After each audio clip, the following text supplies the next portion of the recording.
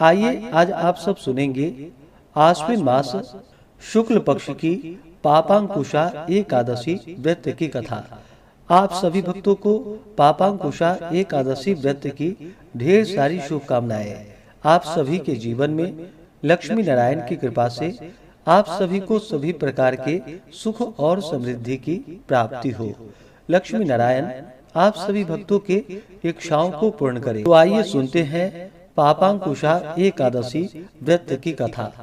तो बोलिए प्रेम से भगवान विष्णु की जय, माता लक्ष्मी की जय, एकादशी माता की जय, भगवान पद्मनाभ की जय, सर्वदेवी देवता की जय। बहुत समय पहले की बात है। एक बार युधिष्ठिर ने भगवान श्री कृष्ण से कहा कि हे जनार्दन, अब आप कृपा कर आश्विन शुक्ल एकादशी का नाम और महात्म्य मुझे सुनाइए।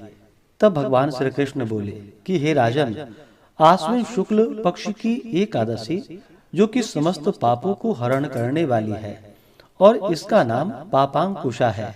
इस एकादशी के दिन सब अभिष्टों को देने वाले भगवान पद्मनाभ की पूजा होती है, जो फल अत्यंत उग्र तपस्या करने पर प्राप्त होता है। वह इस एकादशी के शतांश से भी कम होता है।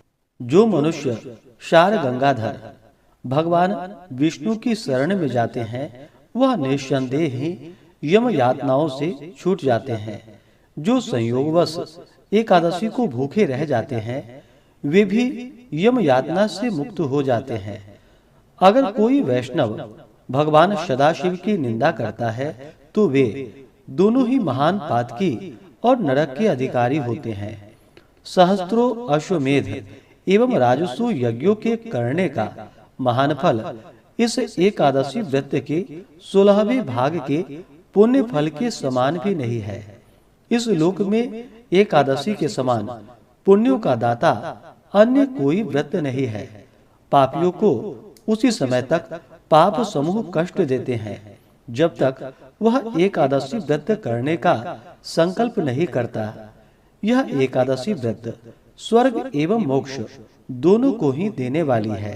इसके द्वारा आरोग्यता, सुंदर स्त्री, धन एवं धान्य की प्राप्ति होती है। इस व्रत को करने वाले मनुष्यों के पितृपक्ष के 10 कुल, मातृपक्ष के 10 कुल तथा भार्या पक्ष के 10 कुलों के पितर चतुर्भुज रूप होकर पीतांबर और वनमाला धारण कर गरुड़ पर चढ़कर विष्णु लोक को जाते हैं। आश्विन शुक्ल पक्ष की पापांकुशा एकादशी का व्रत करके मनुष्य सहज ही समस्त पाप समूहों को नष्ट करते हैं। इस एकादशी में अन्न, भूमि, धन एवं गोदान देने वाले महान फल को प्राप्त करते हैं। इसके उपलक्ष्य में तालाब, कुआं एवं धर्मशाला बनाने वाले धर्मात्मा जन यम यातना से मुक्त हो जाते हैं और यहाँ समस्त सुखों को भोगने वाले धनवान होते हैं। इस कथा को पढ़ने और सुनने वाले भी अक्षय और अतुल पुण्य के भागी होते हैं।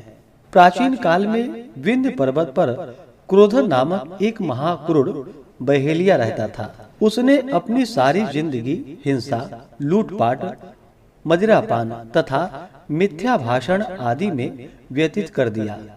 जब जीवन का अंतिम समय आया, तब यमराज ने अपने दूतों को क्रोधन को लाने की आज्ञा दी।